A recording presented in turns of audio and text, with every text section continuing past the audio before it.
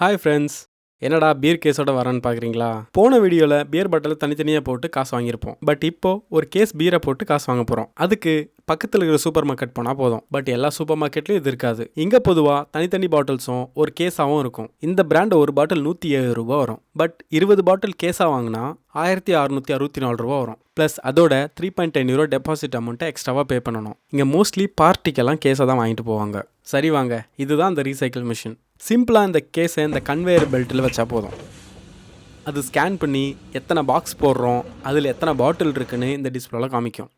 ஒரு பட்டனை ப்ரெஸ் பண்ணால் பில்லை ஜென்ரேட் பண்ணி கொடுத்துரும். இதை கவுண்டரில் கொடுத்து டைரெக்டாக கேஷாவோ இல்லை பொருளாவோ வாங்கிக்கலாம். இந்த அமௌண்ட்டு நம்மளுக்கு ப்ராஃபிட்லாம் இல்லை. இந்த டெபாசிட் அமௌண்ட் அந்த பொருளை வாங்கும் போதே நம்ம எக்ஸ்ட்ரா பே பண்ண அமௌண்ட்டு தான். நான் கொடுத்த காசை கேஷாக வாங்கிக்கிட்டேன். அவ்வளோதான். இந்த வீடியோ உங்களுக்கு பிடிச்சிருந்தா ஒரு லைக்கை போட்டு சப்ஸ்கிரைப் பண்ண மறக்காதீங்க.